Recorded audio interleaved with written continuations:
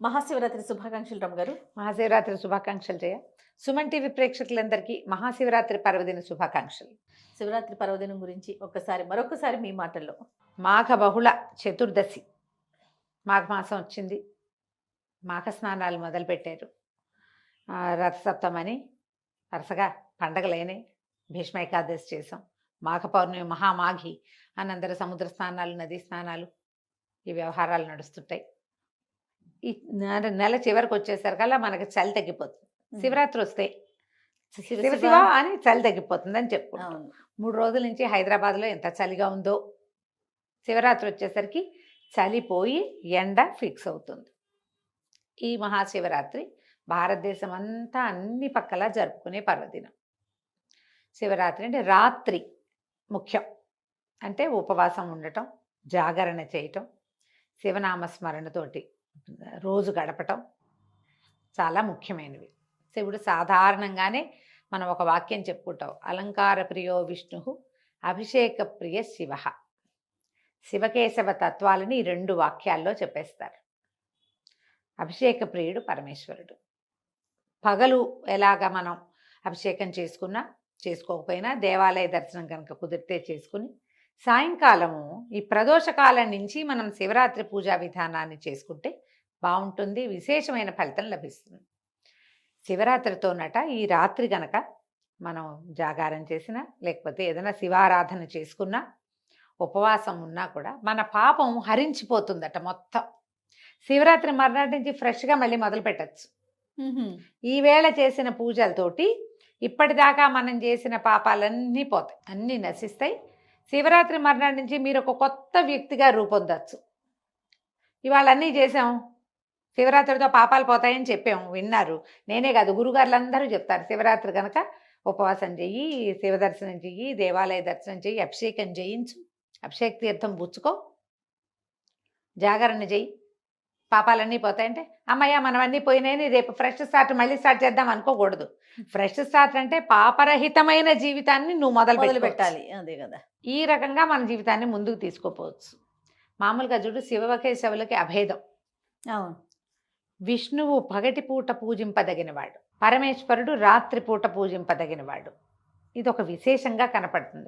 ఒక చోట ఒక పెద్దవారు ఎవరు రాశారో నాకు గుర్తులేదు, ఒక రైటప్ చదివితే నాకు తెలిసింది నిజమే కదా ఇది అనిపించింది. విష్ణువు పగలు మనం ఎలా ఉండాలి, విష్ణుమూర్తి ఎట్లా ఉంటాడమా, ఎప్పుడు చక్కగా నిత్యాలంకార శోభితుడు, ఎన్ని పువ్వులో ఎన్ని నగలో ఎంత వైభవమో. అవును. నువ్వు పగలు ప్రజలందరికీ కనపడతావు కదా, చక్కగా ఉండు, ప్రజెంటబుల్గా ఉండు.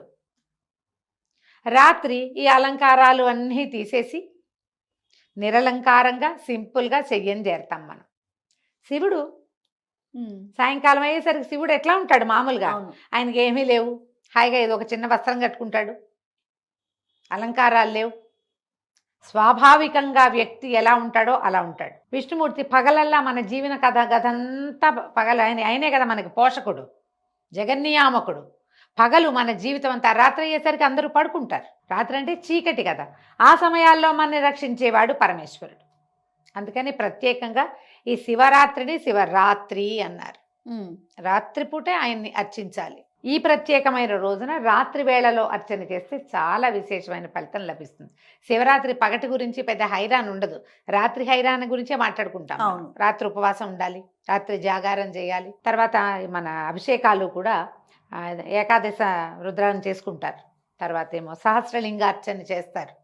ఇవన్నీ మధ్యాహ్నం మొదలు పెడితే రాత్రి తెల్లవార్లు లింగోద్భవ కాలం దాకా అర్చనలు సాగుతాయి. 1:30 అట్లే లింగోద్భవం అయ్యేసరికి 3 లోపల ఇక అర్చనలు ఆపినా అక్కడి నుంచి తెల్లవారేదాకా శివనామస్మరణతోటి జాగరణ చేస్తాం. తెల్లవారాక స్నానం సంధ్యా చేసుకుని మన పనులలో మనం జ్వరపెడితే అయిపోతుంది శివరాత్రి. ఈ రోజున చేసేటువంటి శివారాధన, శివ ధ్యానము, ఇవన్నీ కూడా విశేషమైన ఫలితాన్ని ఇస్తాయి. మీరు ఎక్కడికో క్షేత్రాన్ని పరిగెత్తాలని అనుకోవద్దు. మీ సందు చివర, మీ వీధి మొదట్లో, మీ పక్క సందులో, మీ ఊర్లో ఎక్కడైనా దగ్గరలో ఉన్న శివాలయాన్ని మొదట దర్శించండి.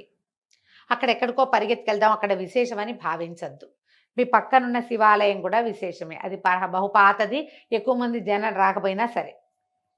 ఇక్కడికి వెళ్ళకుండా మీరు ఎక్కడికి వెళ్ళినా మీకు ఏ ప్రయోజనము లభించదు. కాబట్టి సమీపంలో ఉన్న శివాలయ దర్శనం అవకాశం ఉంటే చెయ్యండి. ఇంట్లోనే శివారాధన చేసుకోండి. మీ ఇంట్లో ఒక బుజ్జి శివలింగం ఉంటే ఆ మాత్రం ఉన్నా సరే ఓం నమ శివాయ అని శివనామస్మరణ చేసుకుంటూ, లేదా మీకు వచ్చినటువంటి బిల్వాష్టకమో, లింగాష్టకమో, విశ్వనాథాష్టకమో, శివమానస పూజ ఏదో ఒకటి చెప్పుకుంటూ కాస్త నీళ్ళు పోయండి, దండం పెట్టుకోండి.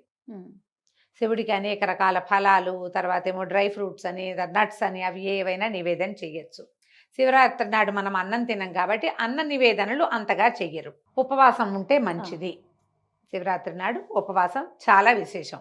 ఎవరు ఉండగలరు, ఎవరు ఉండలేరు అనేది ఆలోచించుకుని చెయ్యండి. మీకు డయాబెటీస్ ఉన్నా, బీపీ ఉన్నా, ఏదైనా అనారోగ్యం ఉన్నా, మీరు మందులు వేసుకునే వాళ్ళైనా, అసిడిటీ ఉన్నా ఉపవాసం జోలికి పోకండి.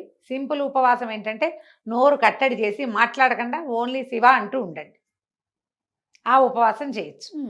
బాలింతలు, చిన్నపిల్లలు ఉన్నవాళ్ళు, వృద్ధులు, చిన్న వయసు వాళ్ళు, గర్భవతులు, ఓపిక చాలని వాళ్ళు ఈ శివనామస్మరణ ఉపవాసాన్ని చేసుకోండి.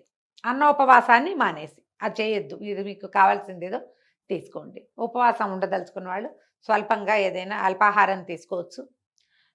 చిలకడ దుంపలు లాంటివి తీసుకోవచ్చు ఉడకబెట్టి, పళ్ళు తీసుకోవచ్చు, పళ్ళ రసాలు తీసుకోవచ్చు.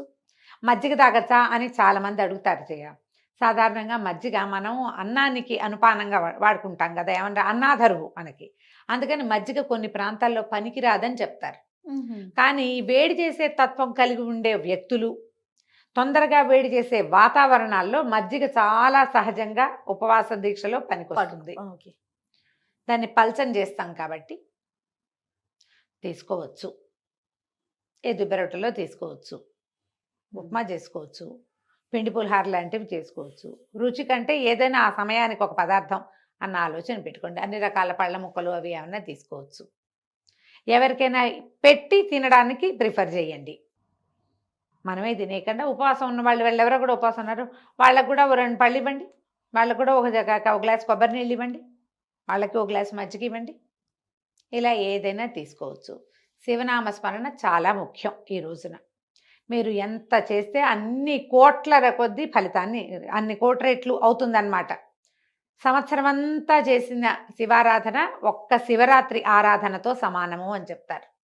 అంతే, నువ్వు ఏడాదంతా చేపైనా పర్వాలేదు, ఈ ఒక్కరోజు చెయ్యని అర్థం తీసుకోవద్దు. మీరు ఏడాదంతా ఎంతో కొంత చేసుకుంటూనే ఉంటారు. ఇది చేస్తే ఇంకో ఏడాది మీకు ప్లస్ అవుతుంది. అవును, గ్రహస్థితుల్లో మార్పు వస్తుంది దీనివల్ల, శివారాధన వల్ల. మీ అలవాట్లు, మీ ఇళ్లల్లో పద్ధతులు, మీ సమీప దేవాలయ విధానాలు, మీ ప్రాంతపు ఆచారాలు ఏమున్నాయో వాటిని పాటించండి. శివారాధన అత్యంత ఫలప్రదమైంది. శివుడు ఐశ్వర్యకారకుడు, మోక్షకారకుడు 2 చెప్తారు. ఈయన్ని పట్టించుకోవటం, ఆయన్ని ఒప్పించటం సులువుగా ఆయన మనకు వశంవదుడవుతాడని చెప్పబడుతుంది. పెద్దవాళ్ళంతా చెప్తారు ఆ మాట. పురాణాల్లో తొందరగా సులభంగా వచ్చేస్తాడు శివుడు అని చెప్తారు. మీ మనసు ఆయన వైపుకి తిరిగితే ఆ మనసు తెలిసి మన దగ్గరకు వచ్చేస్తాడు. ఒట్టి నోటితో అంటాం కాకుండా లోపల నుంచి ప్రార్థన చేయండి. ఏవైనా దానం చేసుకోవచ్చు శివరాత్రి నాడు. మీరు పళ్ళు, కాయలు, పువ్వులు, బిల్వదళాలు, తర్వాత మీ దగ్గర ఏదైనా పురాతన కాలం నుంచి, కాశీ నుంచి తెచ్చిపెట్టిన గంగాజలం ఉంటే గంగాజలం ఎత్తే ఎవరికైనా ఇవ్వండి, అది కూడా అద్భుతమైన దానం. వస్త్రాలు ఇవ్వచ్చు, ఏవైనా దానం చేయొచ్చు, మంచిది. బ్రాహ్మణులకి ఎవరికైనా మీరు ఏదైనా ఇవ్వదలుచుకుంటే ఈ రోజున ఇవ్వచ్చు. ఏదైనా నోవు పట్టుకోదలుచుకున్న వాళ్ళు శివరాత్రి నాడు నోవులు పట్టుకుంటారు. ఓకే, రథసప్తమి కానీ శివరాత్రికి కానీ అంటారు.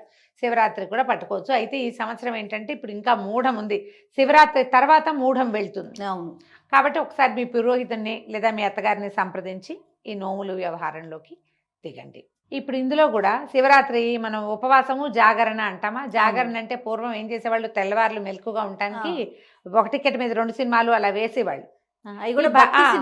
భక్తి రస ప్రధానమైన సినిమా ఏదైనా చూడొచ్చు.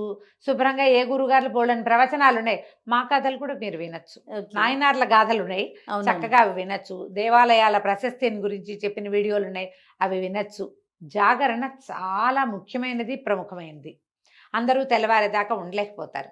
కనీసం లింగోద్భవ కాలం దాకా ఉండి, లింగోద్భవం తర్వాత తీర్థం ప్రసాదం పుచ్చుకొని పర్వాలేదు, కాస్త కొంచెం నడుము వాల్చినా ఏం కాకపోవచ్చు. కాకపోతే మరి మంచాల మీద పడుకోకుండా కాస్త ఏ సోఫాలోనో ఏ కిందో నడుము వాల్చండి, ఫలితం బాగుంటుంది. ఏకసయాగతులు కావటం భార్యాభర్త అవి పనికిరావు. ఉమ్, అలా కాకుండా చూసుకోండి. ఇప్పుడు ఈ ఉపవాసాన్ని ఎప్పుడు విడవాలి అని ఒక ప్రశ్న ఎప్పుడు అవునండి. ఉంటుంది. మర్నాడు ఉదయం మీరు మామూలుగా ఆరాధన చేసుకుని దీపారాధన చేసేసుకుని ఇంట్లో ఆ, భోజనం చేసేయచ్చు, టిఫిన్ చేయొచ్చు, ఇంకే తప్పు లేదు దానికి. ఓహో. ద్వాదశి లాంటి నియమం ఇక్కడ రాదు. ఉమ్, తెల్లవారటమే.